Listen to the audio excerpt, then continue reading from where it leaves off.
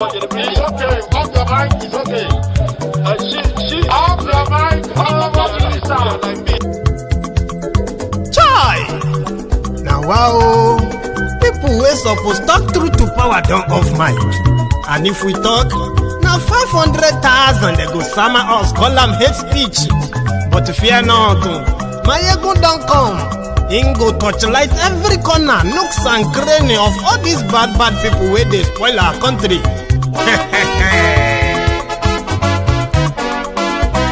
So my people make we laugh, oh yo yo. Maiyegun don't come, oh yo yo. My people make we shout, oh yo yo. Maiyegun don't come, oh yo yo. Maiyegun don't come, man of the masses, oh yo yo. Maiyegun don't come, oh yo yo. Maiyegun diary politico, oh yo yo. Maiyegun don't come, oh yo yo. This one not the off in mind. Oh yo yo. Maiyegun don't come, oh yo yo. Can in the touchlight every corner. Oh yo yo. Maiyegun don't come, oh yo yo. Okay, some people be they holla say they want the power. Chai. Them be promise us say we go get light and power. Nah. Them hustle sote they can't get the power. But now they know they do anything with the power. Every day, dollar just they get the higher power over naira. See them talk say make we off mind. But thank God say Maiyegun don't come. So my people make you loud, oh yo yo. Maiyegun don't come, oh yo yo. My people make we shout, oh yo yo. Maiyegun don't come, oh yo yo. Maiyegun don't come, man of the masses, oh yo yo. Maiyegun don't come, oh yo yo. Maiyegun diary politico, oh yo yo. Maiyegun don't come, oh yo yo. This one not they off in mind, oh yo yo. Maiyegun don't come, oh yo yo. Person where they do evil, no one make person talk. Them say that Maiyegun, that man too they talk. He too they talk. Say Maiyegun diary, he they hot like pepper. But every day then they take money in bulk. Woman picking, they the street they hawk. Still them talk say make we no talk. But thank God say Maiyegun don't.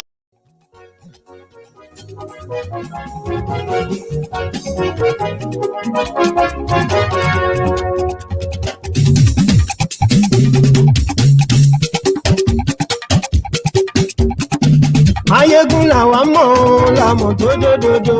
Maiyegun diary, Maiyegun number one. Maiyegun làwa mọ̀ làmọ̀ tó dòdòdò. Maiyegun diary, Maiyegun number one. Maiyegun ti dé o, ọ̀rẹ́ ará yìí. Maiyegun diary, Maiyegun number one. Lórí Facebook, lórí YouTube. Maiyegun diary, Maiyegun. Hello there. Good evening, good morning, good afternoon to you from wherever you are watching from. This is Maiyegun live, and I am live on Facebook, live on YouTube, at the same time live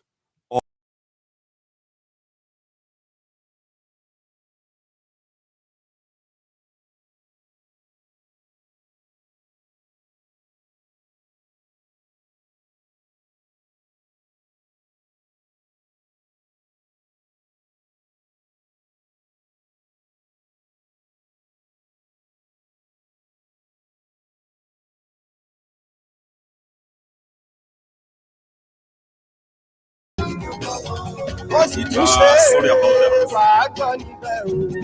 That's a bit of an interruption there. So thank you very much for joining me. So from wherever you're watching from, you can also join me live on Diaspora Radio International. Okay. So thank you so much for joining. And you can share the broadcast too. Yes, the link to Diaspora Radio International .com is right there in the caption of the video. So you have been following the news. Great. And I have been kind of thinking, because in Yorubaland there is something they call Ti ikutoban pa ojugba eni, owe lo npa funi. We have seen how they are promoting sponsorship and funding of terrorism, banditry. How Gumi came out to tell us that they can go to the central bank and print the money to release everyone kidnapped by the terrorists. The sad thing is that Gumi can locate the terrorist, but the Nigerian security or the Nigerian authority, they can't locate the terrorist. Then I was thinking that what if we wake up one morning and the breaking news is that they have kidnapped 20 school children, 40 school children, and the bandits that kidnapped them in Yorubaland, they are demanding for 800 million naira. Who is going to make that payment? Let me tell you what this whole situation has become and why you should be worried. Maiyegun's diary. See, that is why we are not really bothered whether you like Maiyegun or you don't like Maiyegun. It's not really an issue, because I can share my own view. You always have your own views. But the opportunity of Maiyegun's diary is for us to all mix, to review all our views, learn and unlearn or relearn what we believe we have learned before, using logic and not emotion to judge situation and possibly predict the end result. That is what we do on Maiyegun's diary. It is not a sheepish platform where people just come in and listen and just, act like dumb. That is why whenever we open the line on Maiyegun's diary, you can listen to those people's views too. As contrary as it may sound, but the ability to come together and listen to one another, that is what we do on Maiyegun's diary. I don't even consider myself as that so intelligent or anybody who knows a lot. But I am so happy the fact that the little I know, I'm able to share with so many people who know more. And because they can agree more with the little I have managed to share with them for over the years, that grew the base of Maiyegun's diary political worldwide. So it's not because Maiyegun is intelligent that special, no.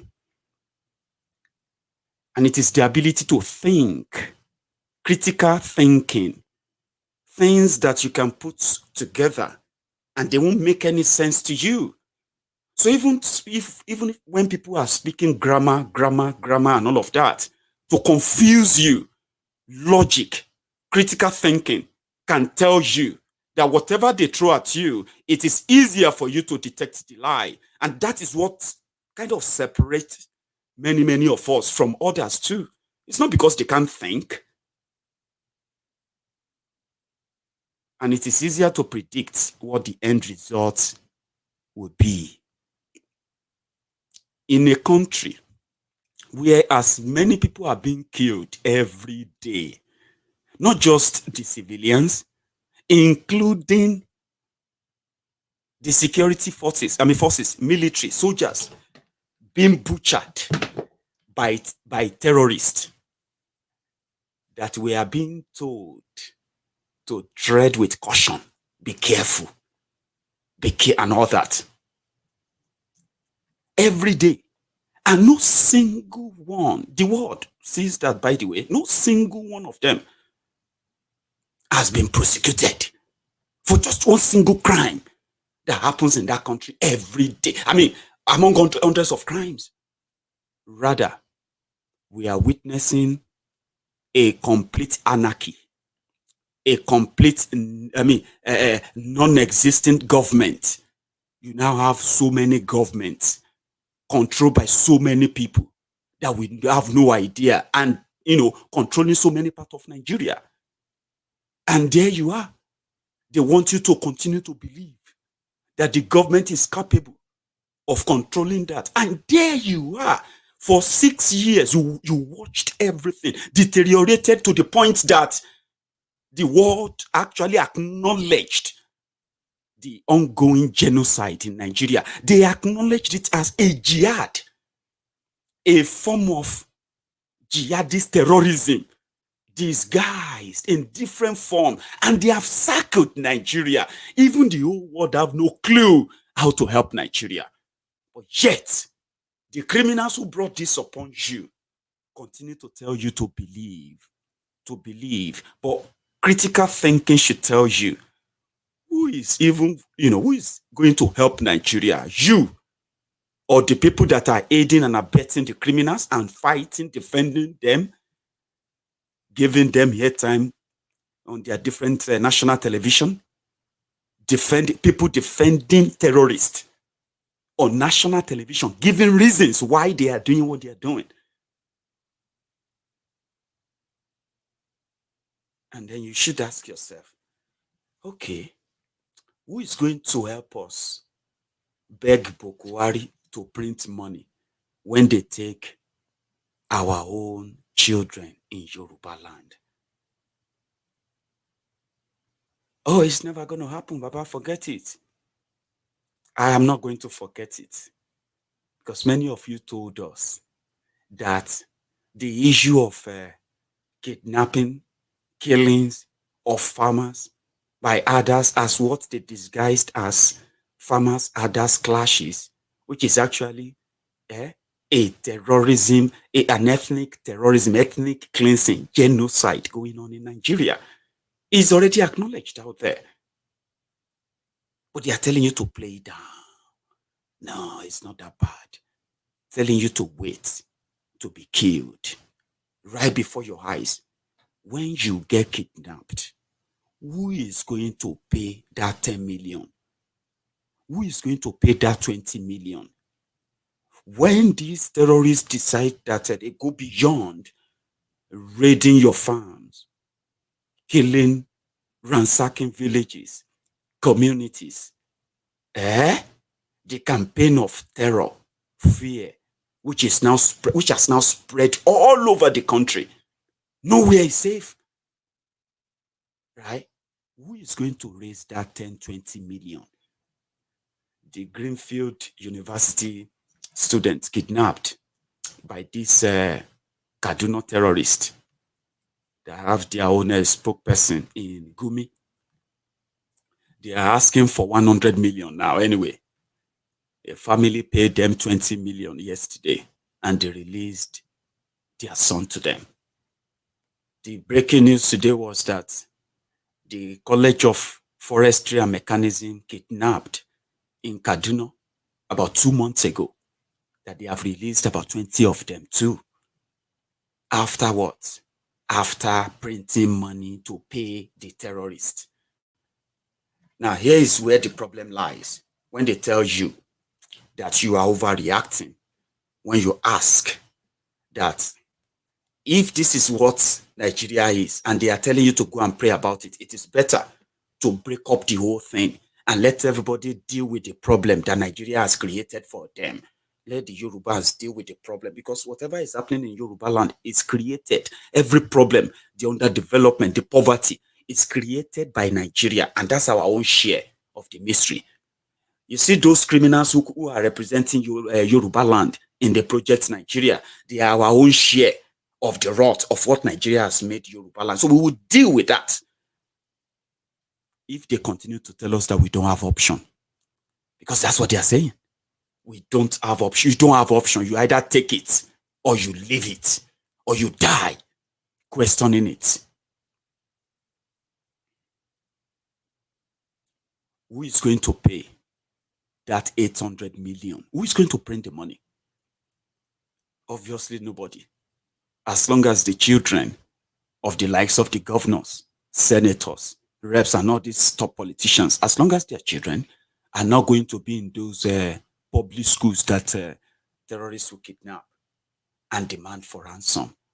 In the part of northern Nigeria today, they have turned it, and let me just tell you this is not just an ethnic war. It is actually a system of Islamic jihadist war that does not even spare those of you who are also Muslims. This is where everybody should be worried. According to these guys, they considered those who are not practicing their own style of Islam. You'll be asking that who the Fulani terrorists killing people everywhere, using the different excuses like, oh, we need land to graze, or we need our cows, we need to feed our cows. All those excuses and all of that, they are just pure distractions. They considered us infidels. And it doesn't matter who you are or where you come from. Even if you are, in fact, let me tell you how worse it is. Even if you are a Fulani and they consider you that your type of Fulani or your own type of Islam is not sanctified or approved by them, they will kill you too. That's what they are doing in northern Nigeria. So when they tell you that they are killing Awusas, killing the Kanuris, killing everybody right there, they are killing those they considered as infidel, even when they are Muslims. When you are Christian, forget it. That one is going on and documented. Tens of thousands of people massacred, butchered, no justice, no nothing. People are being compensated. These terrorists are being compensated by those who have the authority to stop them. Now, in Yorubaland, according to this guy, Nigeria is meant to be a country of Uthman Dan Fodio. And now, listen to this. There are so many northern, northern people, so to say. I'm not going to say just northern now. I'm talking about this Uthman Dan Fodio descendant, those who identify as that, right? That simply because of that attachment that the Fulani terrorists continue to propagate, they have intention of institutionalizing and enforcing their own style of Islamic worldview. Somebody sent me an email and he said, Maiyegun, I love what you do. I actually so enjoy what you are doing, to the point that I am one of your ardent followers. You might be watching me right now. In that message, he said, I want you to please avoid discussing pastors, discussing religion, discussing this and that. And I would have replied, but again, if you have been a regular follower on Maiyegun's Diary Political, I have always been very clear, right? There is no area or there is no boundary that I can cross. And I'm always very, very clear that if I have to talk about that thing that affects you, I want you to drop the veil of that your own religion. It is personal. When I'm talking about those whose actions in the past or present affect multitude, right? I will go straight to them. Very clear of who I'm talking about. Now, when you now have to use that your own religion to take offense, then that is not my own problem. Do you get that? That is where the logical, critical thinking comes in. Do you get that now? Your religion is personal and it is respected. But can we say these terrorists are not shouting Allahu Akbar? Can we say these terrorists are not forcefully converting the areas they consider that they have conquered in northern Nigeria? Are they not forcefully converting people to Islam, their own Islam, right? Does avoiding or does talking about it exactly that the way it is makes you feel offended? Right. When I talk about fake pastors that used your own religious belief, take advantage of the emotion that you attach to your faith and deceive you, tell you that he heard from God. And because you are so strong in faith, you believed him. Somebody like me came out and said, whatever he's saying is rubbish. He's not hearing from any God. And you take offense in that. Now, let me say this. You are not actually different from the person I'm talking about. It simply means if you have the same audacity, the same confidence, you will propagate the same message. When terrorists come out to shout Allahu Akbar, Should we just say, oh, we don't want to offend our genuine Muslim brothers and sisters? Because talking about Allah is insulting. Associating Allah with these terrorists is insulting. Oh, don't talk about, just say it the other way. Be politically correct about, I don't want to be offended. It is simply because everything I'm going to say will offend you because you're actually not different from them. If you have the same opportunity, you will do the same thing. And here is the problem. They have their own clear-cut workbook of who is a Muslim or who is not. And they are punishing those they considered as infidel. And in Nigeria, they said Uthman Dan Fodio, who staged a jihad in 1804 and took over, killed all of the tribal leaders, all the local leaders of different ethnic tribes in what is today's northern Nigeria.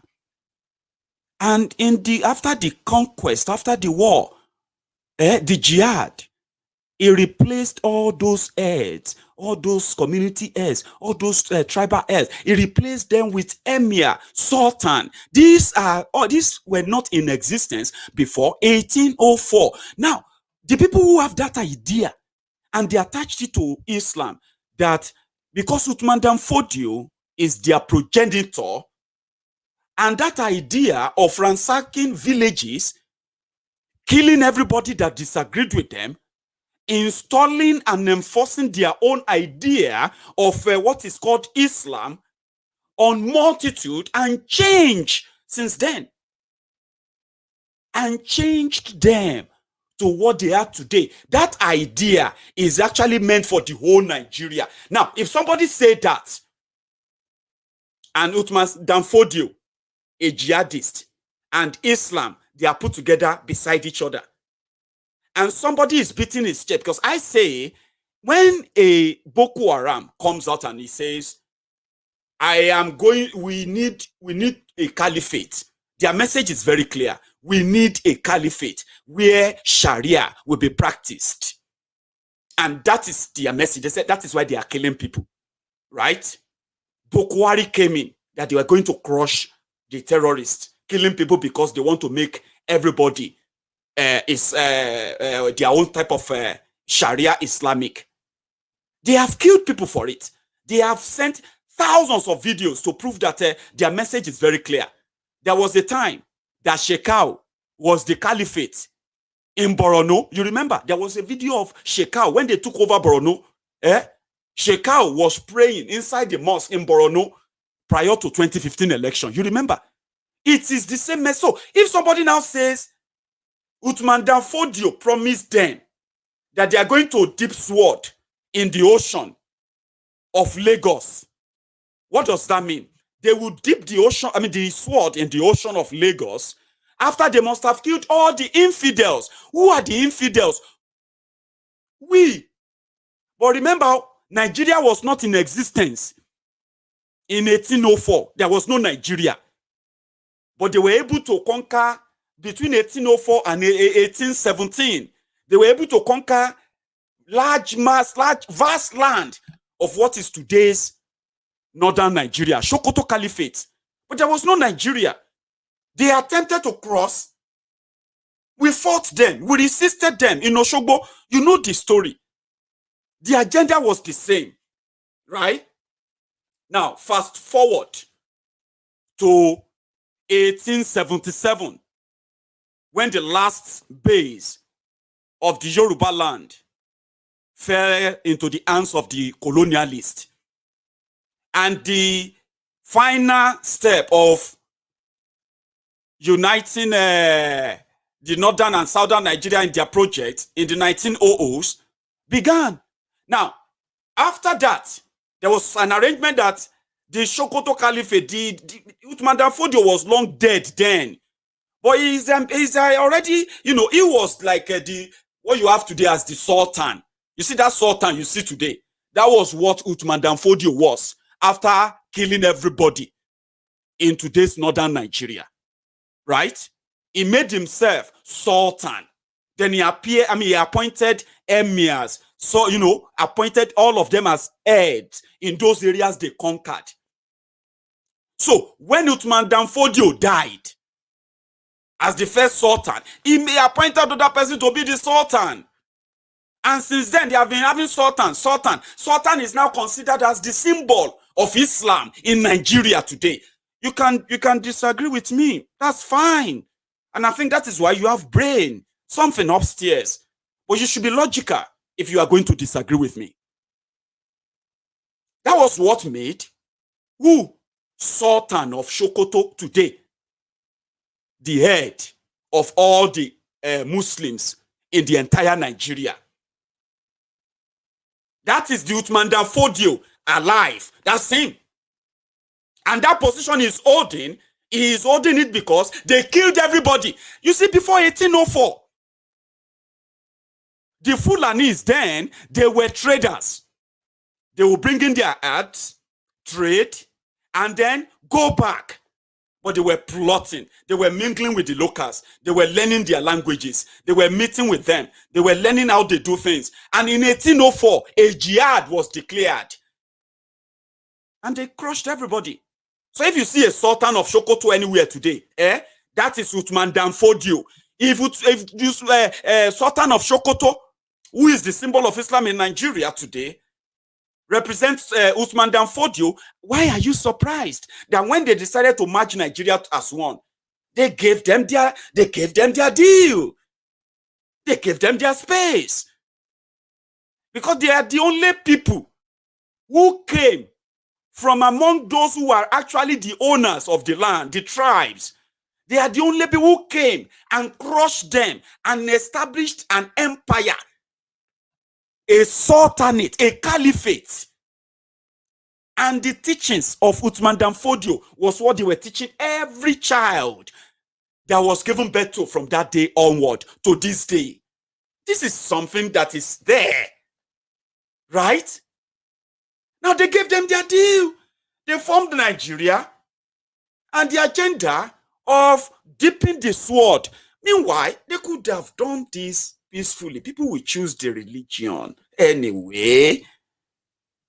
Those who wants to be this, people have been choosing anyway. Why should we then pay with blood? Is the question. Because it is now more than just that believing in that faith.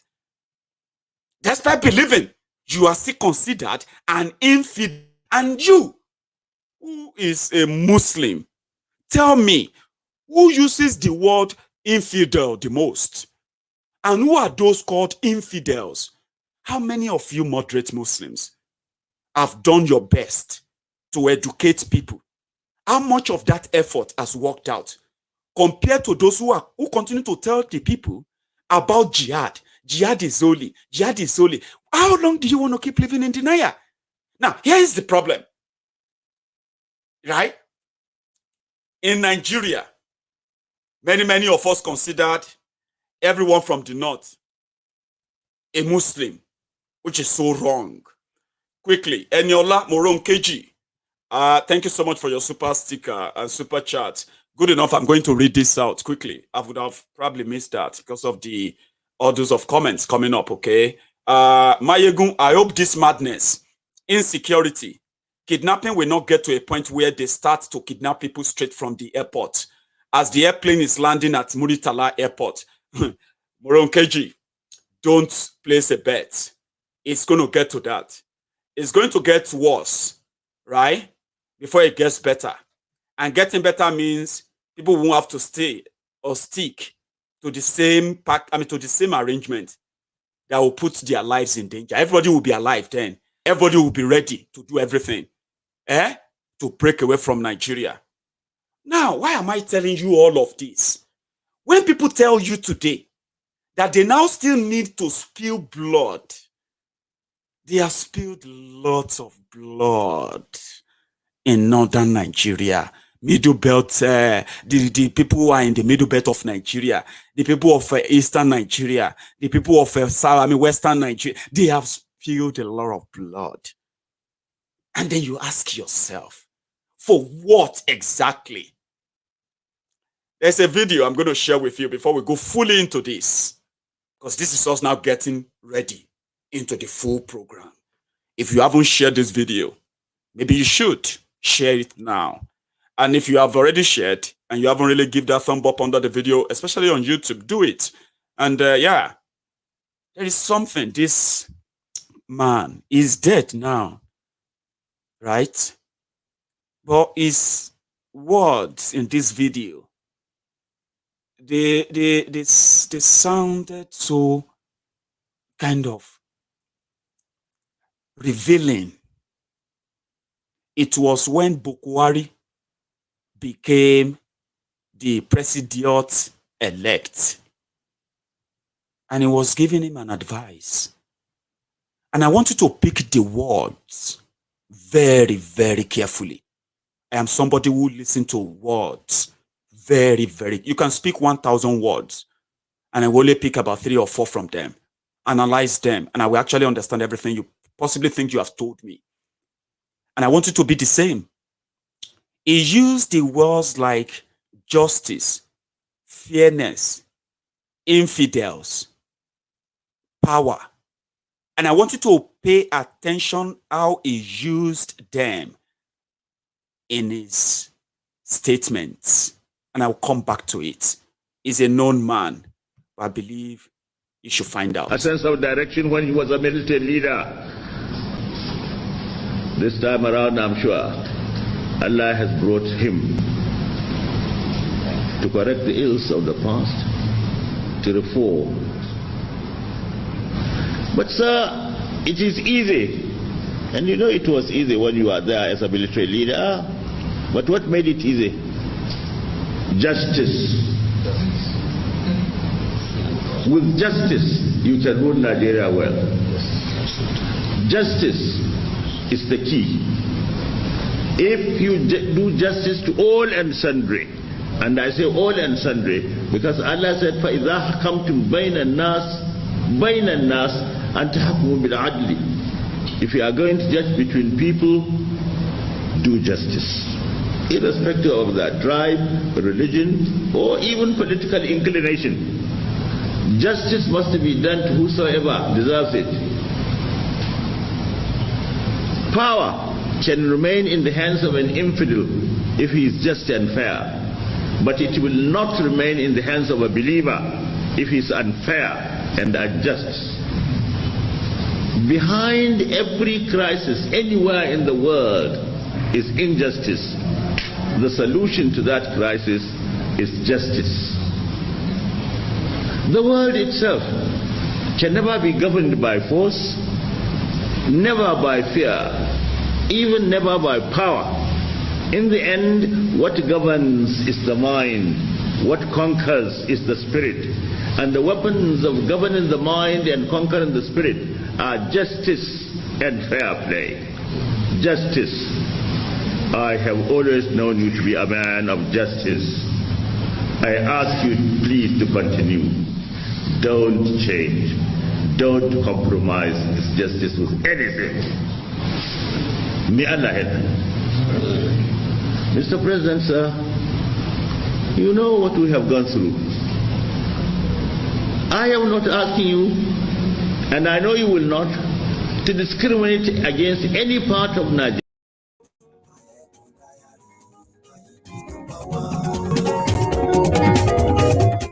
Mr. President, do justice. A power in the hand of an infidel.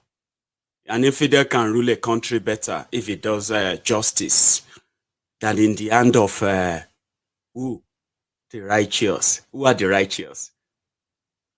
The people that don't steal, people that don't kill, people that don't discriminate, people that don't hate, people that will not be filled with revenge. They are supposed to be those who are righteous.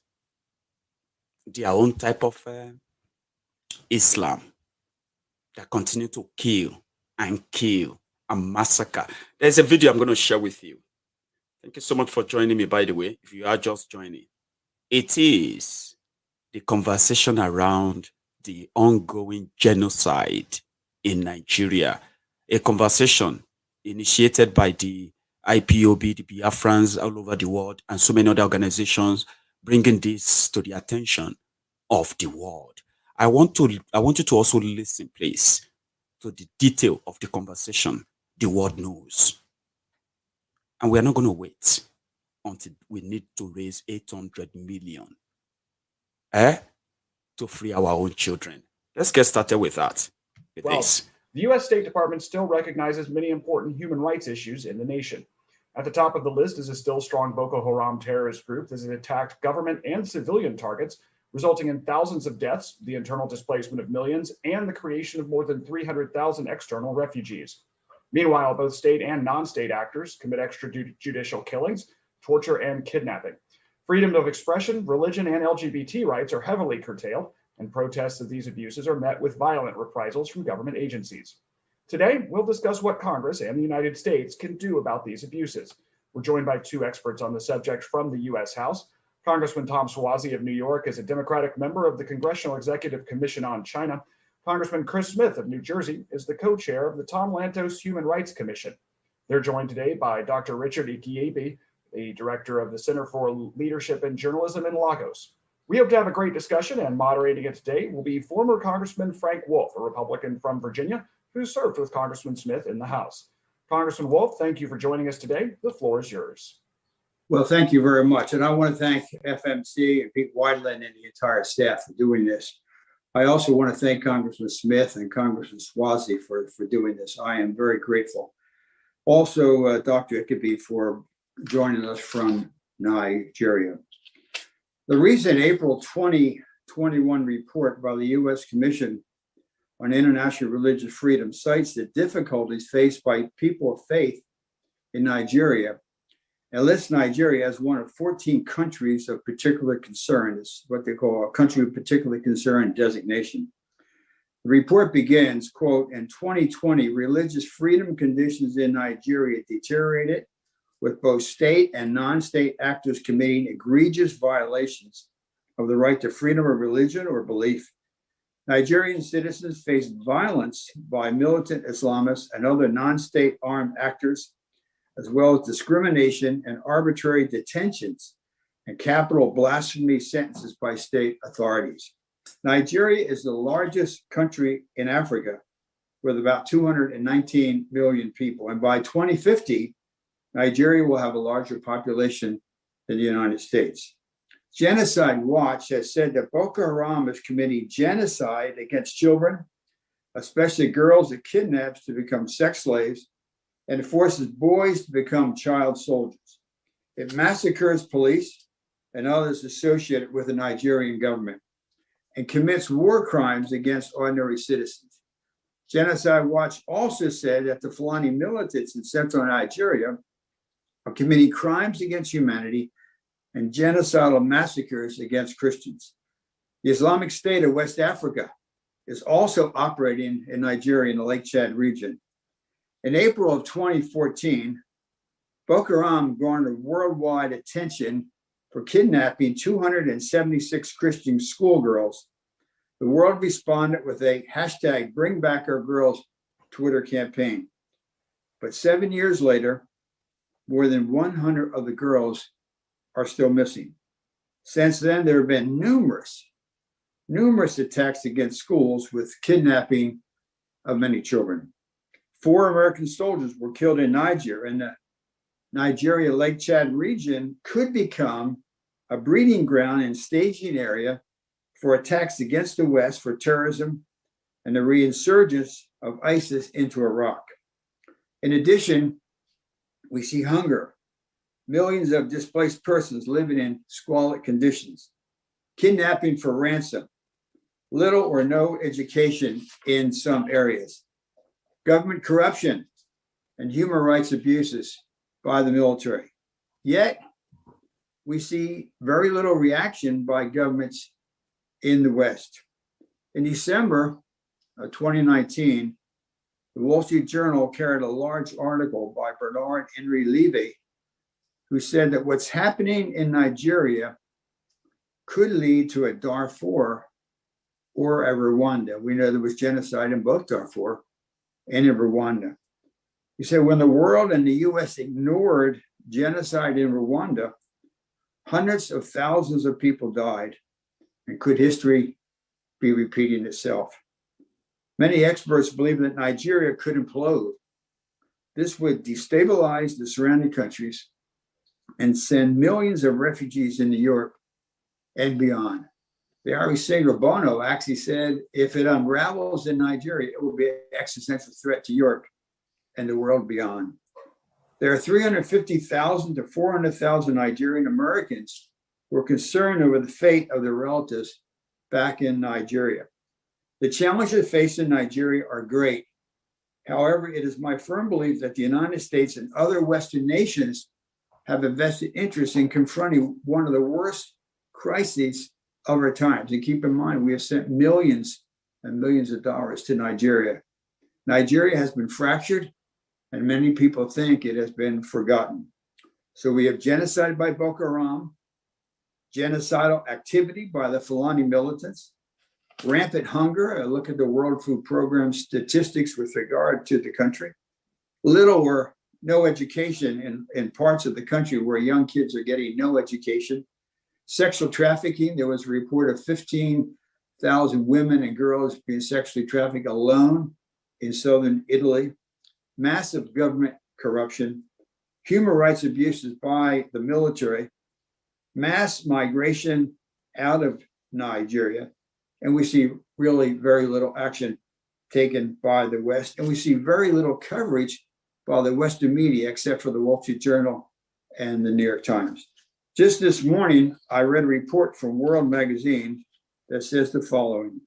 It said Nigerians have left their country for the United States and Europe for decades. But in 2018, Pew Research Center took a poll in Nigeria to find out how many others might leave.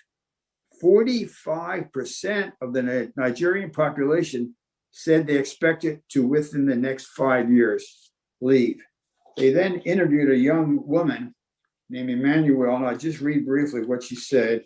In 2019, nearly 13,000 Nigerians emigrated to Canada alone. And then she goes on to say the following. On top of the economic insecurity in Nigeria, she says she faced daily fears for her safety.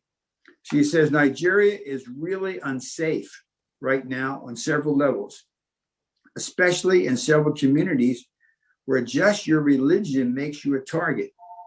Here, it's not the first thing you think about when you meet someone. Nigeria is very, very unsafe. I know many times I used to be scared getting home after work. And every day it was just pray I get home safe. And I mean that in the most sincere way. And then it ends by saying, the report, that many of these same issues are pushing Nigeria's medical professionals to leave as well. The country only has 74,000 registered doctors for its 219,000 million people, and doctors and nurses are leaving. It's very serious.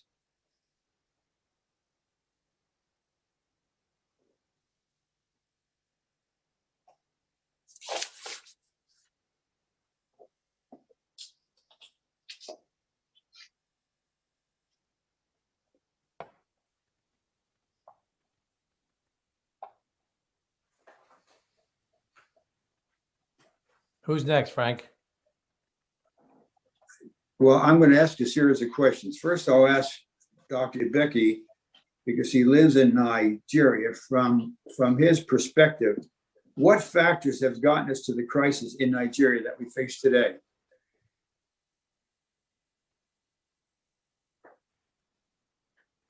Thank you very much, Congressman. And I want to thank the organizers of this event. I think it has come at a very important time. I hope it will make some difference, and I hope it is not too late.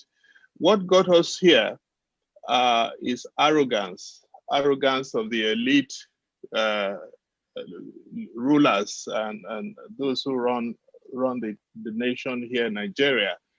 arrogance that the problems that were so obvious 10, 15 years ago will just suddenly go away and nobody took proactive action.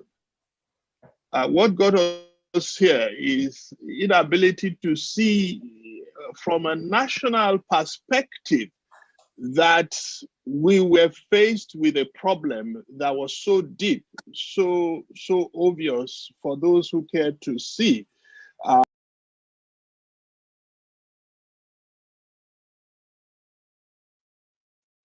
I'll continue with that.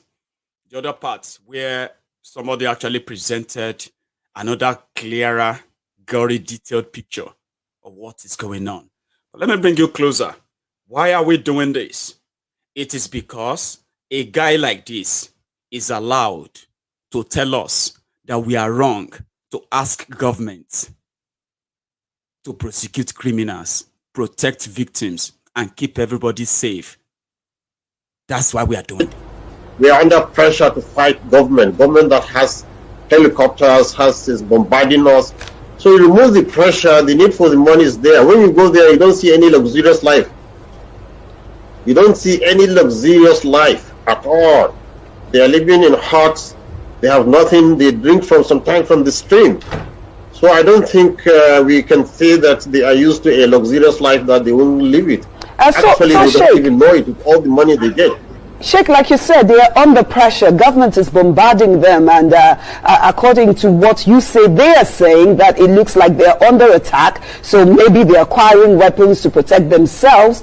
But then again, if the pressure is that much, why don't they renounce banditry? And are they also considering the lives of those that they are also taking, and the lives of people that they are also making, unlivable? Okay, you see,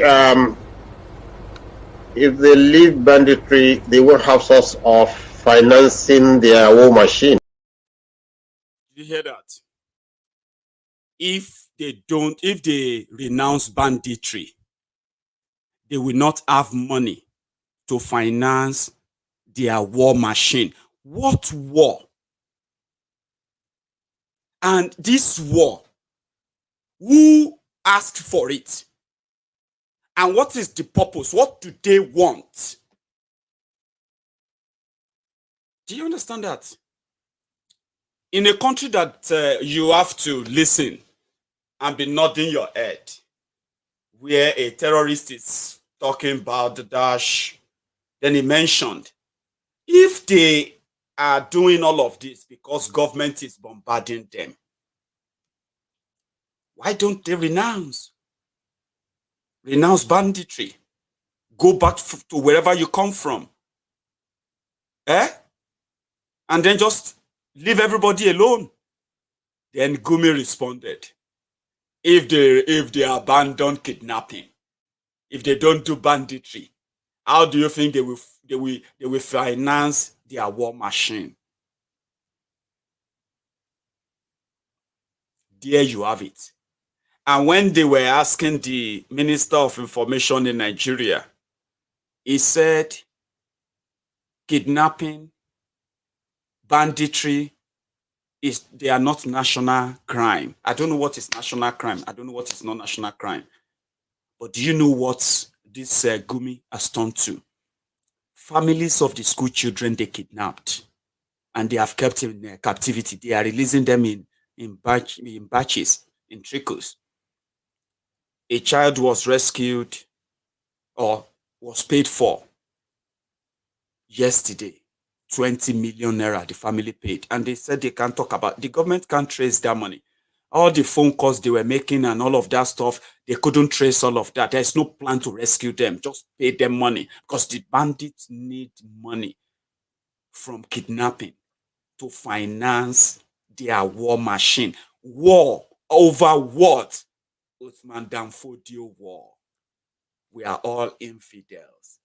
Maiyegun, don't talk like that. You cannot let small terrorists to make you think that Muslims are bad. Did I say Muslims are bad? Did I?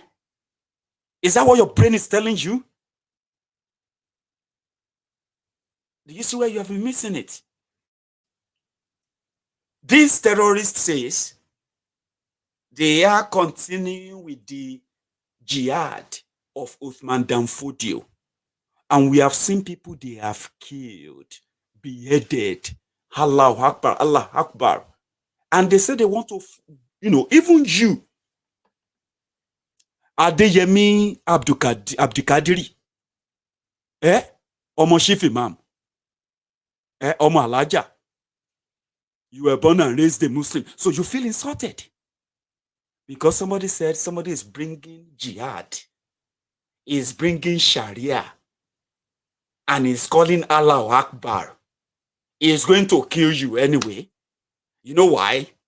What is Adeyemi doing in Abdulkadiri when you are supposed to be Muhammad Abdulkadiri, Salisu, Suleiman, and all of that kind of a thing? Even with that, they still have to question if you are actually a genuine one, or maybe you have done something.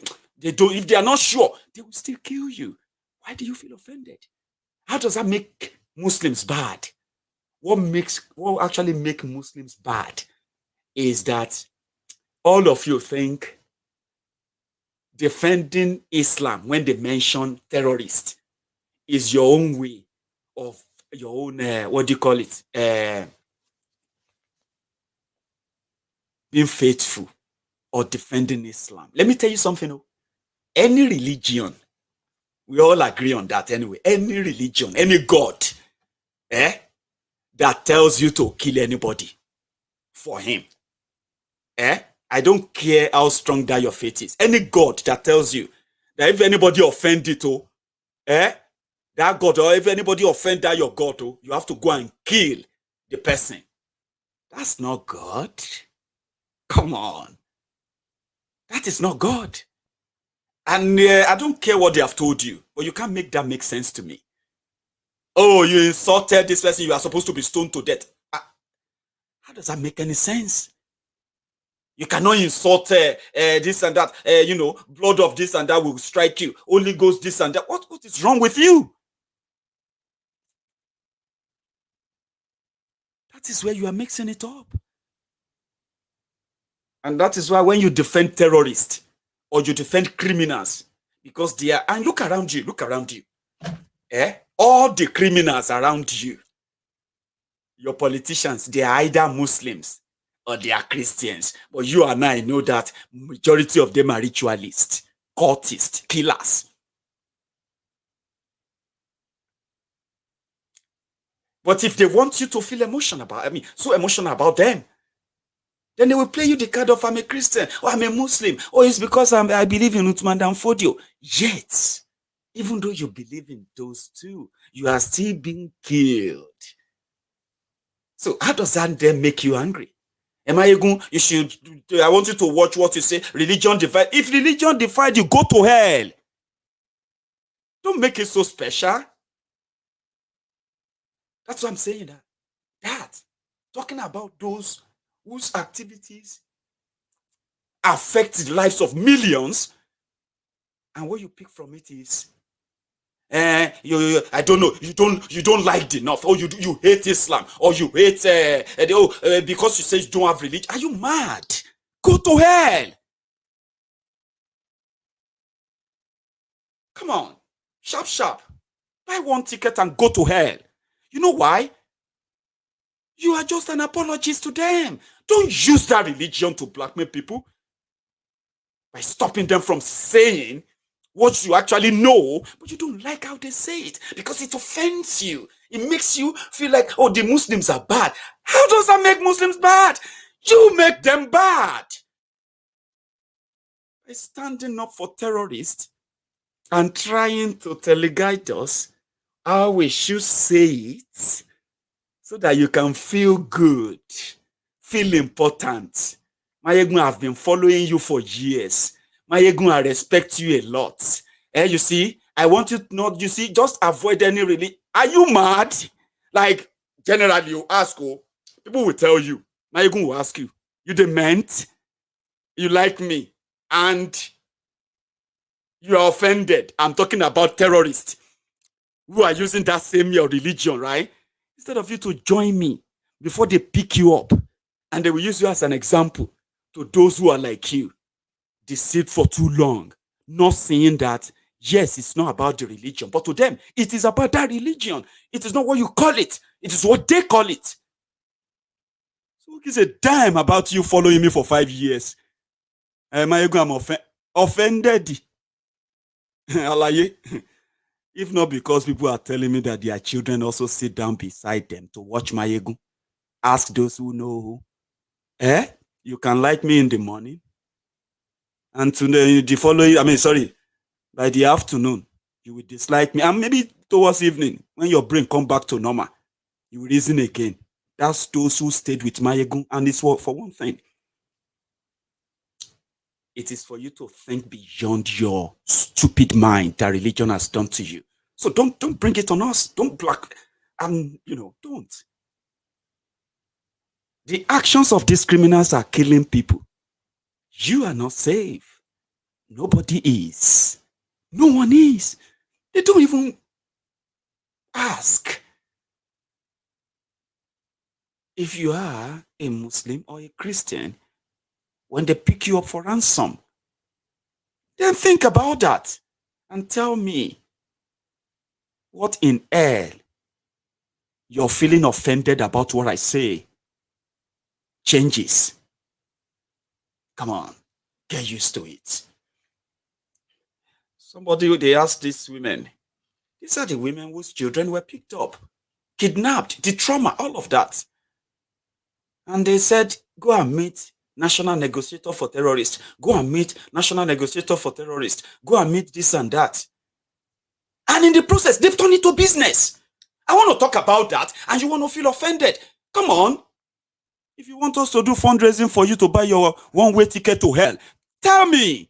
I'll ask my friends who will buy you one-way ticket to hell. A terrorist is being given airtime in Nigeria, and the TV station giving him that airtime, using that their platform to tell millions of Nigerians that they are wrong to think this terrorist don't mean well. They are using their platform, radio Hausa, radio Fufude, radio AIT, TV AIT, everywhere. They are using their platform, spending a lot of money. Yet the victims continue to be victimized. Imagine somebody who just won't take you to go and meet Sheikh Gumi, just connection to meet Gumi, so that Gumi can help you talk to his own brothers in the forest to release your children that you sent to school. And that person that will go and talk to Gumi just for transportation, 800,000 fiam. This is a big industry right now in northern Nigeria, and everybody is cashing on it. And all you can feel like is that, Maiyegun, I really felt offended about that your last broadcast. I'm sorry, I'm not sorry. Take it. And you don't want me to say Sheikh Gumi is a Muslim, Abi? Oh, that's fair now. He is not a Muslim because what? What makes him not a Muslim? Does Sheikh Gumi being the national negotiator for bandits and terrorists, does that now make you a bandit or make you a terrorist? What makes you a terrorist is that when you begin to defend Sheikh Gumi, simply because Sheikh Gumi is a Muslim, is a sheikh, is a this and that, with all other nonsense they have fed you with, then you become an apologist, right? It means that if you have the opportunity, you too, you go carry your own AK-47 and start shouting Allahu Akbar, fighting your own jihad. Yes, you will do it. That you haven't done it doesn't mean that you can do it. Go to hell. Sharp. 800,000 naira to go and see Sheikh Gumi. Sheikh Gumi be what? Saguru Maraji. Even to see Saguru Maraji in Ibadan, you probably 100 naira recharge card. Somebody will tell you and take you to Sheikh Maraji in Ibadan. 800,000 victims that are supposed to be protected by government. They are being milked by the system that should protect them. And they are there. And I just they do meeting, they do committee meeting, then carry us to Gumi's house and we do meeting. Say we could meet Ahmed, I forgot the name. They invite one Fulani come and we gather money, almost 800,000. We give her. He said that one is a transport motor. And I started crying. He said, me, I'm the wisdom. I don't have husband. I just train this boy to help me tomorrow. Please, he said that one no concern her. Who will be the person? The person is a Fulani. They invite it come for one office for Kaduna there. We just try the beggar. He said no. He said until you pay so amount. He said we don't have much. He said almost 500 million. Initially, they asked, they were after the government paying that money, 500 million. So after, anytime they call, like me in particular, they kept calling me, Madam, Kijeki Magana the government, that I should go and talk to the government so that they will go and pay that money. So all I kept telling them was, I am a widow. I cannot have access to the government. Maybe if my husband were to be alive, maybe you know somebody who will help him to talk to the government. But I am a widow. I cannot have access to the government. So when they kept calling me for almost 2 weeks, I kept telling them the same thing. So at the end, they started calling that, okay, how much have you people gathered? I said, how much? Who are the people you are talking about? They said, the parents. I said, no, we are poor people. Most of us are widows, and even those that have their husbands and those that even have their wives, they cannot, they are petty, they are peasants. So they don't have any money to contribute. So it's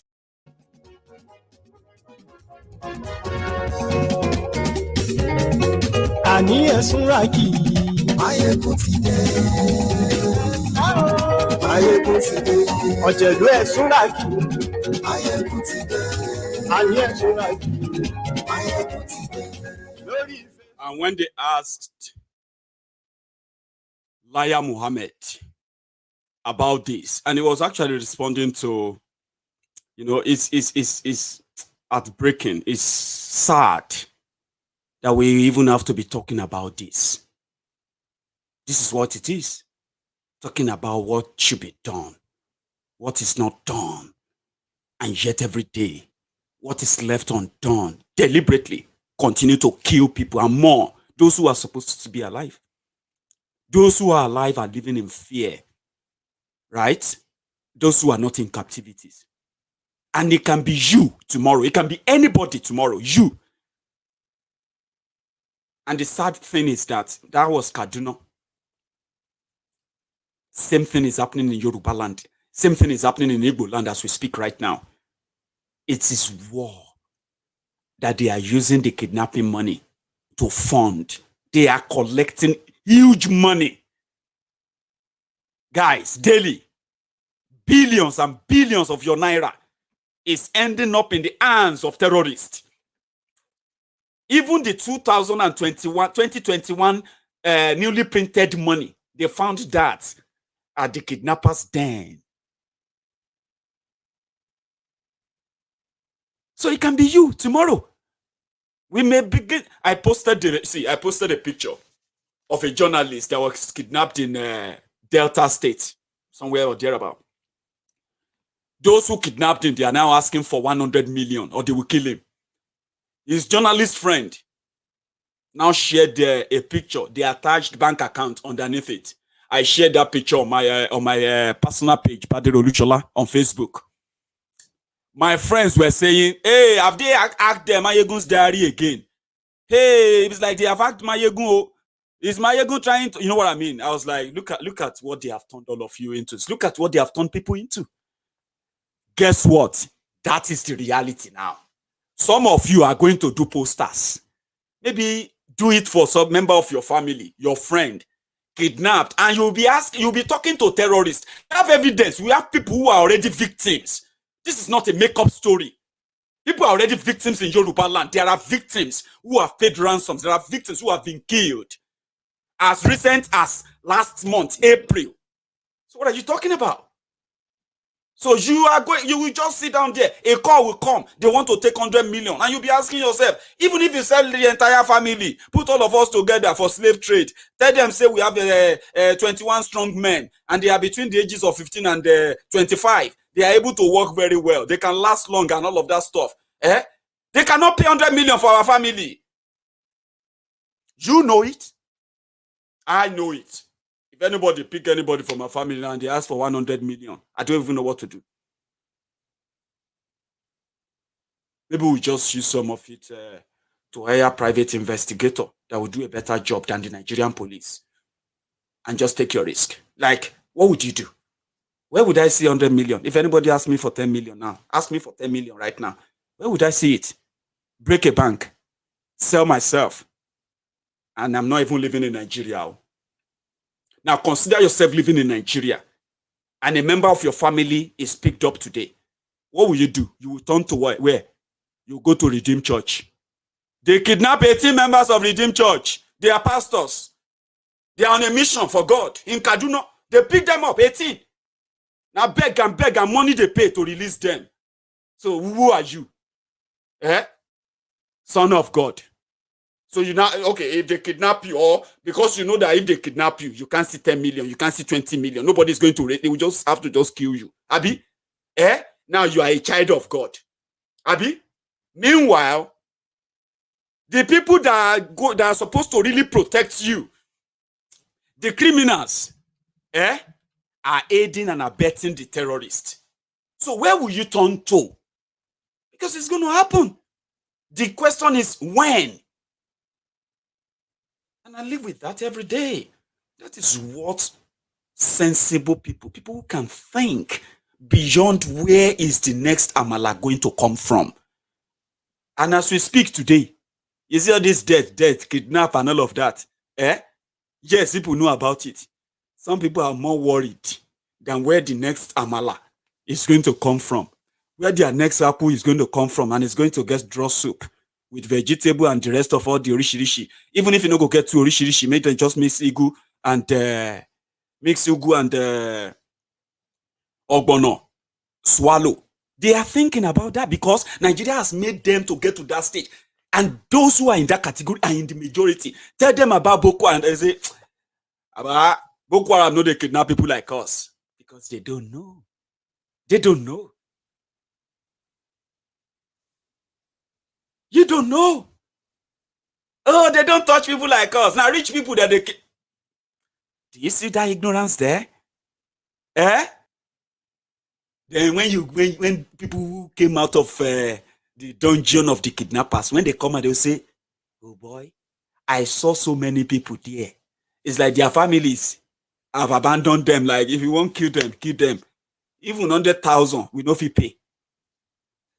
There's nothing. Just please, for the sake of God. As Fulani, as mad as Fulanis are, they are not those Fulani terrorists, they are not supposed to be touching Nigeria money. That should be haram, Nigeria money, anything money, haram. Because that money is printed by infidels. But they are collecting it in millions and millions, forwarding it to their own, whoever are those sponsoring them, ferrying the money to them, and those ones are supplying them weapons regularly. And who are those who are supposed to prevent infiltration of firearm? Your government. When they are the ones, sharing the weapons, how can you ask a cat to protect your, your fried meat? Are you not stupid? Is that not stupidity? What kind of faith? Which kind of faith? Which kind of faith will make you? I don't know about a cat for UK, for America, for Canada. I don't know. I don't even think they eat fried meat. Okay? But in Nigeria, you have musu at home. And you carry the musu, go kitchen. You put the meat beside the musu. And you are saying you have faith. You have very strong faith. It will not touch it. Test me, try me. Which kind of faith? What kind of... You have terrorists in government, terrorist sympathizers that will do everything to shield terrorists. And because they are doing that, more and more areas have now fallen into the hands of these jihadist terrorists. Right? Because you allow terrorists to decide and protect you. Then they turn around. It's escalated everywhere now. Everywhere. And they call us infidel. Every time I remember that, I'm always like, imagine somebody capture me now on my way from Odogbolu to Djibouti. They told me that they killed 2 people in Okwawa in Odogbolu local government area yesterday. 2 people, 2 farmers killed by Fulani terrorists. In Djibouti, all those areas have already been overrun by these guys. It's just an order, one single order. Everybody go start running. No joke. That's so close to home. And they asked, imagine, somebody now picked me now. I'm traveling from Odogbolu to Djibouti. I just came back. Okay, let's go. Let's go to Djibouti. I want to go and see Italapo. Or I want to go and see this. You know what I'm talking about? And then on our wave, zoom. Somebody picked me and say, are you I don't even know if this is right. Okay. I'm trying to make sense out of the infidel, right? Imagine somebody now pick me and say, are you fidel or infidel? What am I going to answer? Am I not going to say, I don't know. What's the meaning of infidel? Aram, you, Yamutu, Kajiko Yamutu. Kilam. Imagine somebody just decide your fate like that. And there you are, between life and death. You can't decide, you can't do anything, you can't change anything. Then you'll be waiting for miracle, right? Why would you want to be subjected to that is the question. Why should I want to live and keep quiet to live through that? They asked this liar Muhammad. He said it's not a federal crime. The PDP alleged that kidnappers and bandits are not being brought to justice. This is appropriately aimed at the federal government. It is shocking that the party that ruled this nation for all of 16 years does not know that press conference. The PDP alleged that kidnappers and bandits are not being brought to justice. This is appropriately aimed at the federal government. It is shocking that the party that ruled this nation for all of 16 years does not know that kidnapping and banditry are not federal offenses. The PDP should therefore call out the states, including those being controlled by it, to ensure a rigorous prosecution of arrested kidnappers and bandits. Meanwhile, PDP conveniently forgot that as far as terrorism, a federal offense is concerned, this federal government has successfully prosecuted thousands of Boko Haram members engaging as part of the continuance. We are now seeking the cooperation of the judiciary to continue with the trial of arrested terrorists. Gentlemen, we acknowledge the challenges we face as a nation, and we are doing everything possible to tackle them. We call on all Nigerians to support the efforts of the federal government to tackle these challenges. We advise those bent on playing cheap politics with challenges to have in the field. This is no time for politics. I thank you for your. I'm very sorry if it's so upsetting to listen to that rubbish. I just wanted to be on record that I said that it's not a federal crime. Kidnapping, banditry, the PDP should know that that's not a federal crime. After ruling Nigeria for 16 years, how could they not know that banditry, kidnapping is not a federal crime? That is your verdict. Yeah? Watch the second part of the deliberation on the killings in Nigeria. There is a part I want you to listen to. It's a bit of a stretch. If you have the time, still watch this. That the problems that were so obvious 10, 15 years ago will just suddenly go away and nobody took proactive action. What got us here is inability to see from a national perspective that we were faced with a problem that was so deep, so obvious for those who cared to see. What got us here is the, as Congressman Wolf said a moment ago, is the Western press refusing to acknowledge that there are genocidal activities in Nigeria. The Western press refusing to acknowledge that there are even problems in Nigeria. What got us here is confused narrative. People saying everything else except addressing the real problem of how we got to where we are. What got us here is the opening up of Libya and the chasing away of ISIS from Europe and allowing them to come into Libya and down into Niger, down into Mali. What got us here is the refusal to acknowledge that spiritual issues, that there are religious roots for the problems that we have in Nigeria, that indeed Christians are being persecuted. Of course, Muslims are being killed as well. Moderate Muslims are being killed. Christians are being killed.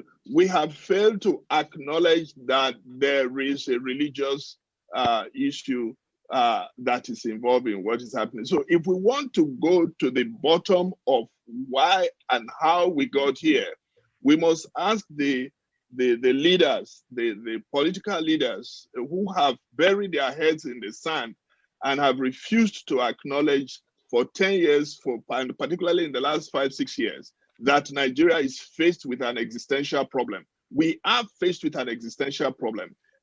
Only yesterday, the governor of Niger State, not Niger, the country, came out and said that Boko Haram have pitched a flag next door, 2 hours away from the Nigerian federal capital. The same yesterday, the Benue State governor buried 70 people that were killed by the Fulani headsmen. He said it was the Fulani headsmen. 2 days ago, the governor of, I think, Abia or Imo, Anambra, Enugu, had the same problem, burying people that had been killed by these hoodlums ravaging in every part of the country. Whether you go to the east, you go to the west, you go to the north, there are killings on a daily basis. Just before I came on air on this program, somebody sent me a note from Kaduna and said that what is going on is like something that was taken out of the movie. So we have a nation that is just setting itself up for an implosion. I hope we are not too late. We were told yesterday that the Secretary of State of the United States had a virtual meeting with the President of Nigeria. I hope he listened. I hope there were concrete issues discussed, because where we are now, a senator was weeping in the Federal House of National Assembly. A Nigerian senator was weeping, recounting the atrocities that have been committed all over Nigeria. There is no square mile of the nation that is spared right now. I don't know how we are getting on. I don't know how we have managed to keep going on now. But I hope that government and the decision makers to see that they have a role to play, because as Congressman Wu said a moment ago, where we are, it's a skyfall problem, by which I mean it's going to be everybody's problem. It's not going to be a Nigerian problem when it starts. It's going to be a West African problem. It's going to be an African problem. It's going to be a European problem, and it's going to be beyond that. Well, thank you, Doctor. Next question to Congressman Smith. Congressman Smith, in addition to the humanitarian issue, what is the security implications of Nigeria, especially as it comes to global terrorism? Thank you. First of all, I think everybody on this Zoom need to recognize that Congressman Frank Wolf, Chairman Wolf, wrote the law, the International Religious Freedom Act, which created countries of particular concern, the office, the ambassador at large, and USCIRF, which is the independent commission that provides incredible insights as to what is happening. And as you pointed out, they just came out with their report, and it is an indictment of what is happening in Nigeria today with the Islamic state in West Africa, the Boko Haram, the Fulani, all of whom and others who are not only killing, maiming, kidnapping, and beheading. There was a Christian from Cannes, and I know that organization very well. I've met with them many times in Nigeria. They took one of their leaders and beheaded him because he would not renounce his faith. It reminds me, getting to a moment ago when the doc made a very important point about how did we get here. 10 years ago, I began holding hearings, and I've held 10 hearings on religious persecution and human rights in Nigeria over these years. Most recently was just in December as co-chair of the Lantos Commission. And the Assistant Secretary, Johnny Carson, Frank, actually said, this is Assistant Secretary for African Affairs under the Obama administration, that Boko Haram was just trying to embarrass Goodluck Jonathan by blowing up bridges, by doing the mayhem that they were doing, rather than to recognize the radical Islamic beliefs that they hold, that they believe they can kill, and they're doing it in the name of God. They do it against Muslims, as we all know. Pious Muslims have been, I remember going to Jos and meeting with Archbishop Kegama, visiting churches, all of which have been firebombed. Then I met with the Islamic leadership in Jos, and they had nothing but respect for the Christians and vice versa. And they said, they're targeting us too. These radicals are targeting us and killing us and forcing some to become radical against their will. So, there's even one of the men I met in an IDP camp, Habila Adamu. I was so impressed with his story. I brought him to the United States. He gave testimony, and he said, Boko Haram broke into my home, dragged me out, put an AK-47 to my head and said, you convert or we blow your brains out. Well, he said, I'm ready to meet my God. They pulled the trigger, disfigured his face very significantly, but he survived. And when he came and testified, he said, you've got to realize this is not about economics. This is all about radical jihadist beliefs.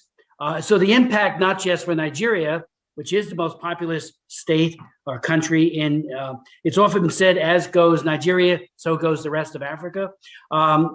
This gives aid and comfort to the other jihadists throughout Africa. And of course, they're expanding. And the Fulani cut not just in Nigeria, but they're found in many other places. And this foolishness of suggesting that this is a fight between herdsmen and farmers. No, this is a fight of radical jihadism. And finally, just let me say, Buhari has not performed well. Finally, Nigeria was designated a CPC country, again, pursuant to your historic law, as you know, Chairman Wolf. And I'm not sure the Secretary of State brought that up in his call. There was nothing in the readout of that call with Buhari. So I'm very concerned that they will not look to renew it. And I think they need to be looking to use the sanctions embedded in your law, Frank, 12 very important sanctions to hold individuals to account. Because if we just turn the page and say it's getting better and put a false facade on it, shame on us when so many people are being killed and maimed. So it could unsettle, as was indicated, the fragility of that country, which is very real, and they could further plunder into a Darfur. It was one of the commissioners, Gary Bauer, said more Christians have been killed in the last year in Nigeria than all of the Middle East. I mean, this. It's a very, very long conversation. I'm glad that if you think exposing what is going on in Nigeria, right, is not working, then probably you are not thinking, or probably you choose not to think, right?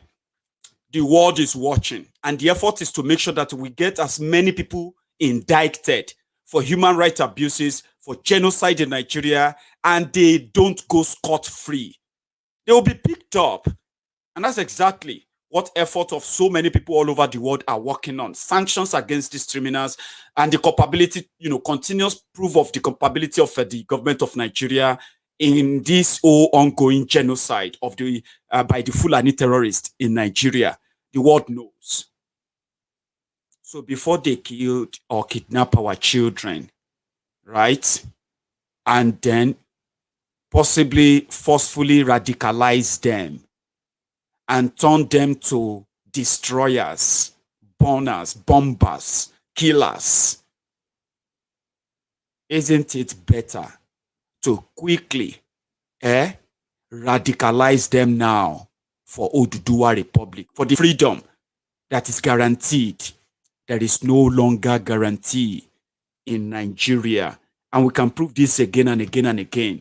Some will tell you it hasn't gotten to that stage, but they are lying to you. They are only keeping you and leading you to slaughter. It can be you anytime. Anytime. And what would be your final say? What would be your final word when you find yourself trapped or caught up in what you have been told repeatedly, that waiting or believing those who told you to wait, Nigeria will do something? They're just telling you to wait, to be killed by the ravaging terrorists that promised to dip their Quran in the ocean of Lagos State. It wasn't actually sword that Sultan of Sokoto, Uthman Danfodio of Sokoto, it wasn't the sword that he promised to dip in the ocean in Lagos. It was actually the Quran. Whatever that means, it is not going to happen in my own lifetime. And I will do my best. So must you do our best to make sure that our children will not have to deal with this. If you have not been thinking about that, yes, you can die anytime. We can die anytime. But while we are living, let us live like those who are living. The idea of one Nigeria is a dead idea that if you believe in it, you are just buying your own time before you get slaughtered. It is not a good wish. It is not a wish. It is what will happen. And that is why radicalize your children. Radicalize them about Oduduwa Republic. Tell them the quality, the culture, the value of being Yoruba, the pride, and everything that comes with being Omo Oduduwa or Omoluabi. Radicalize your children. Don't let these terrorists radicalize your children with religion. Don't let these freeloaders, these scavengers, these criminals, don't let them radicalize your children with religion. The myth that will make them less thinkers and more wishers. Those that will wish their problem away. Don't let your children be led by their gnosis that a spirit can fight for them when they have no idea how to defend themselves. Don't let them radicalize your children to turn to killers that will look at their own brothers and say, even though I know you are a Yoruba man, but you are an infidel. You don't belong to this society. Turn your children to radicals that will question you, kill you. Look at those who are killing people in northern Nigeria today. They can continue to sell us the lies of people from Chad, Niger, and all of that. Those they have managed to radicalize locally. Those children, those Alimajiri, abandoned children that nobody cares about, except during elections. They are falling into the hands of these terrorists day and night, day and night. Sheikh Gumi is a recruiter of terrorists right there in that country. He radicalizes people. And that kind of radical ideas is why when he speaks, you feel so upset, you feel so irritated, like what the hell is he talking about? Yes, you think he's alone. He has other thousands, if not millions, who are also believing in that same ideology. They radicalize people every day. And they use religion and Nigeria. They use the religion on one hand, and they use one Nigeria on the other hand. You'll be an idiot to think they mean the same one Nigeria, the one you have in mind. They call you infidel, unbelievers, unclean, unhealthy, people that should completely either be changed or killed if they won't change. That's what they see you as. But when it comes to political convenience, right? They will tell you that you are one Nigeria. You are the same. But look at their actions, not their words. And that's why radicalize your own children. So that, yeah, we won't have to be begging to raise 200, 500 million in order to free our own children that are going to be kidnapped in Yorubaland, in Igbo land, Biafra land. I know some of you feel like, hey, no, you better don't deceive yourself. Let's be grateful to the ESN. Are you going to deny other attacks as well? Are you going to deny the victims? Oh, Maiyegun, it has reduced. Continue to deceive yourself, okay? All right? And I'm not questioning that. Enjoy it. Right? The whole attack is going up everywhere. Civilians, we are counting bodies. People are being caught up in the crossfire. People are playing politics where they can. Others are resorting to God to help them. But you see, in that same Igbo land, we have our other comrades. I see Buhari differently. Buhari Gashi. Akanchawa. Akanchawa. Akanchawa. Buhari Gashi. Buhari Gashi. Akanchawa. Akanchawa. Buhari Gashi. Buhari Gashi. Akanchawa.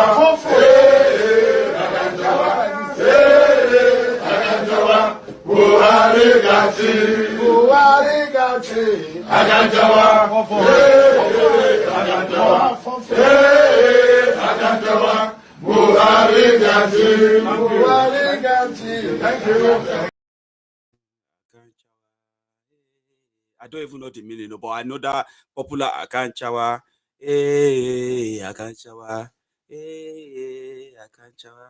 Buhari Gachi. Akanchawa. Sorry, if you feel offended, though. You know, they always come with receipts.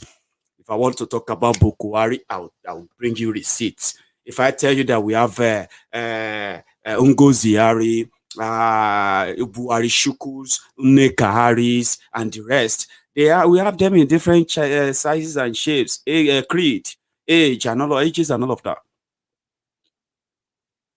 So if you see people that will not vote for Biafra in a referendum, and some of you are saying, Maiyegun, forget it, we would, you can say all you like.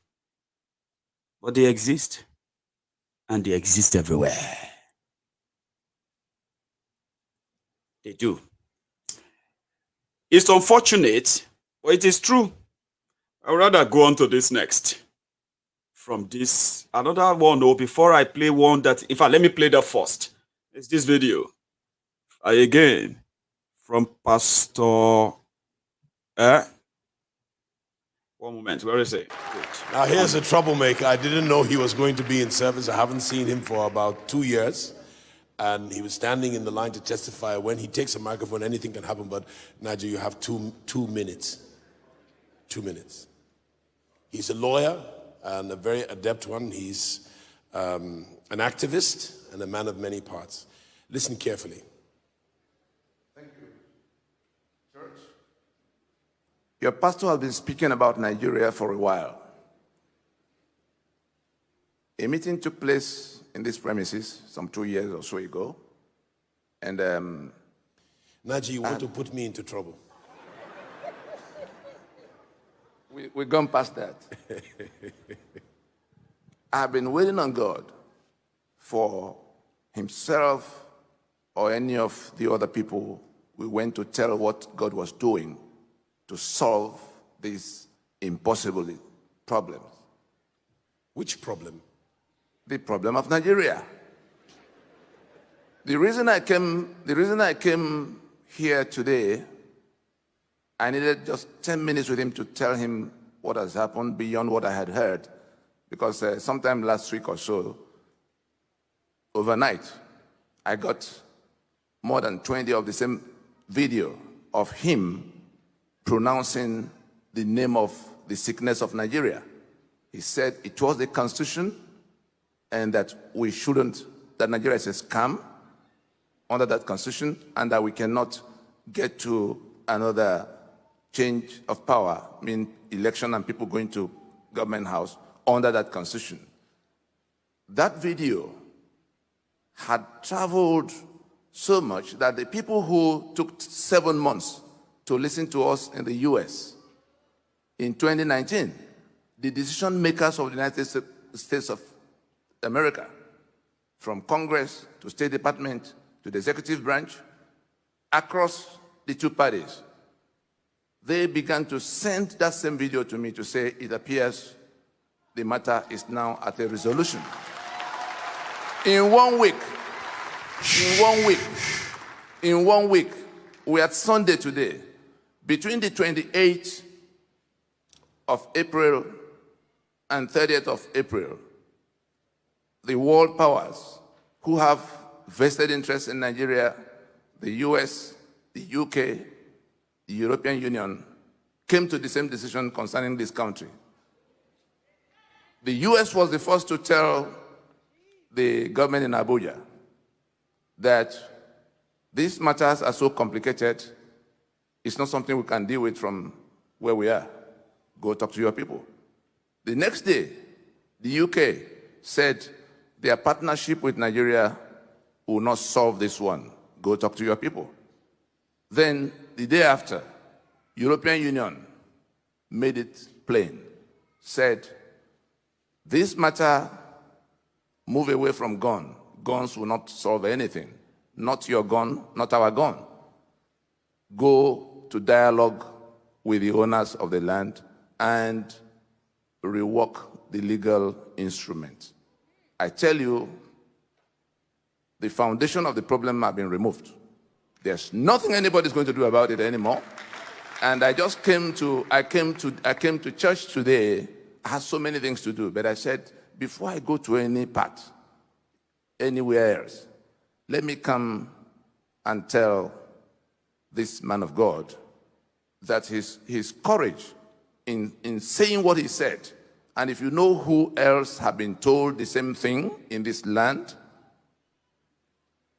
but who have been paralyzed by fear from saying it, but it's been said, and by the grace of God, it's been done. That monster tormenting Nigeria is dead. I wanted to meet with him in private to tell him this. But when he was looking around for people who will come to say, this is the biggest thing God has done in the last 50 years, that we will live through this problem and it will not consume us. Pause for a moment. On the Sunday that I preached a sermon in the Rooted in Christ series, at the end of the sermon, something came upon me to speak to the issues of Nigeria. And I had no idea that somebody not from House on the Rock would take a 7-minute, 15-second excerpt and that it would go virulent to the degree that it ended up in Whitehall, it ended up in Washington, D.C., ended up in places that I'm astonished by. I went about my business knowing nothing about how viral it would go. Monday morning, I came to get a workout at the gym here, and I got out of my workout and went to a consultation with the political desk from one of those big 5 nations he mentioned. And I spoke my heart as a stakeholder in Nigeria, whose parents for 2 generations have worked for this country, and this was not the Nigeria they dreamed of. And for one intervention to ruin our hopes was not acceptable to me. And I bore my heart out. I've learned diplomacy and how to talk to diplomats over the last 15 to 20 years of engaging with the big 5. And when I was done in that meeting, I knew something had happened. I just could not put my finger on it. When I got home, I started getting calls about a video. And for the next 2 weeks, I was being called about this video. I'm still getting calls about the video. I didn't know And my speech about the Constitution of Nigeria being a very flawed document, and maybe the best one since the First Republic would be the 63, but even 63, by me, is not acceptable. I would want to go all the way back to 1914, the amalgamation. Yeah? And he had spoken to me years ago. It wasn't even in my mind. It was having studied a little bit about Nigeria. Where are our problems? Men swear oaths to be loyal to a constitution, and they do the exact opposite thing when they get into office. That is a lack of honor. We do not need dishonorable men leading any aspect of the 3 tiers of government or the 3 arms of government in Nigeria. And I saw him there. I said, it looks like him. He's a troublemaker. He's really a troublemaker. But he's given his life and his heart to ensure that the framework upon which Nigeria stands, or the peoples of this geography or contraption stand, is an authentic document of the sovereign conference of the sovereign owners of this geographic space. And that makes about, my last count was about 270 something different ethnic groups. And it must be dealt with. It cannot continue to be sold a scam and take it and then be enslaved by people who feel it's their birthright to own us and own our land and own our assets and our resources. It's not acceptable to me, and I do not believe I stand alone. I believe I speak with the voice that resonates for the majority of the people that call themselves Nigerian. I'm also sick and tired of holding a green passport that brings me so much stigma every time I travel to go and preach the gospel. I want a passport that gives me honor and dignity, that allows me to travel like the kings that we Nigerians ought to be. We're not slaves. We are better than that. We have resilience. We have intellectual power. Nigerians are not the problem. It is the political class. Yeah. I hope you heard that. And the key was too, going back to the 1914 amalgamation, not even the 1963 Republican Constitution, which gave every region the right to develop according to their own pace. That was the beginning, right? But that wasn't until this was like independence, right? Before that, amalgamation of forcing us together in 1914, people are now questioning it. It used the word contraption, geographical space, this contraption. He might actually be a regular viewer of Maiyegun's Diary Political as well. Who knows? A regular follower of Mazi Nnamdi Kanu, who knows? Because those are the platforms where you get to hear about contraption. The zoo, he won't use the zoo. An open concentration camp. Everybody is tired. But some people are still living in denial. Fine, give them time. Just give them time. There are those who are doing a lot of, you may not agree. It's not making much noise as you would love it to be. But don't think they are not. And don't think something won't give. There are people who believe this, who want this. They are doing everything to make it happen. I am one of them. And I know we are not alone. I would have taken calls tonight. Okay. So, but we are long gone into the night. But tomorrow, we would have our phone-in session on Maiyegun's Diary Political. Keep all your contribution to, okay? Join me. I don't want to wake up tomorrow with the news that they have kidnapped school children in any part of Yorubaland. I don't think that's going to make me remain the same. And there are many people that will never remain the same. This trauma, this threat, this fear is real. But if people are telling you to continue to live in denial of it, maybe they are just waiting for you to become a victim, or they are waiting for your children to fall victim, so that then you can begin to question God. God, Ọlọ́run, why do you say for me? Ọlọ́run, kí ni mo ṣe fún Ọlọ́run? Like you begin to question your God. That is what Nigeria does to you. It destroys you. It makes you question your existence, makes you question your ability, makes you think, are you not human enough?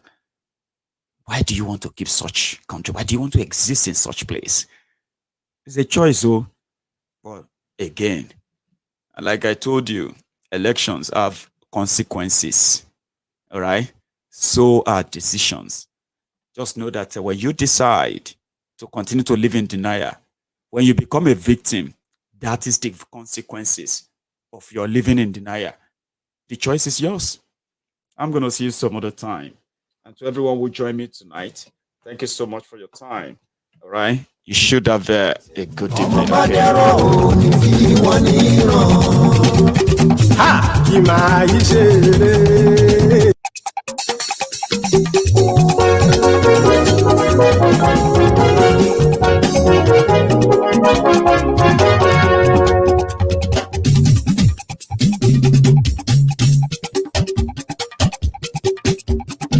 Maiyegun làwa ń wò.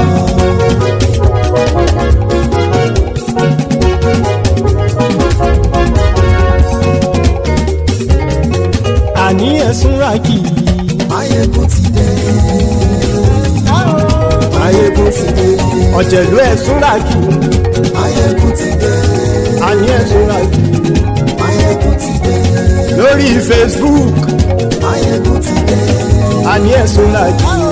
Maiyegun ti dé. Lórí YouTube. Maiyegun ti dé. Àní ẹ̀sùn ràkì. Maiyegun ti dé. Bọ́ba bá gbé wúrẹ́. Maiyegun máa wí. Àní ẹ̀sùn ràkì. Maiyegun ti dé. Ijó ìgbádìyẹ. Maiyegun máa wí. Àní ẹ̀sùn ràkì. Maiyegun ti dé. Presido bá rúfin o. Maiyegun máa wí.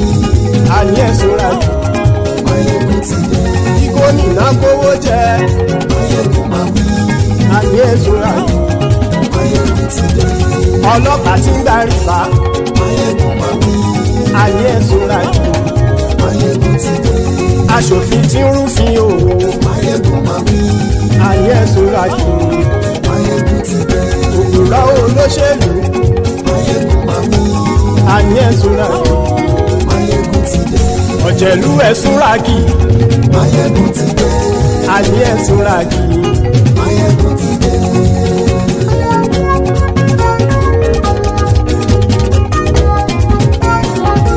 Maiyegun ti dé. Gbogbo ọ̀jẹ̀lú ẹ̀sùn ràkì. Maiyegun ti dé.